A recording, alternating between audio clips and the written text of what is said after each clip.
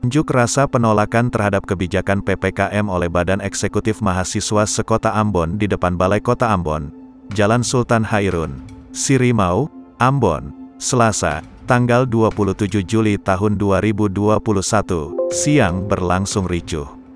Aksi saling dorong tidak terelakkan antara mahasiswa dengan aparat kepolisian serta petugas Satuan Polisi Pamong Praja, Satpol PP. Akibatnya kejadian tersebut, terjadi kemacetan di sejumlah ruas jalan utama.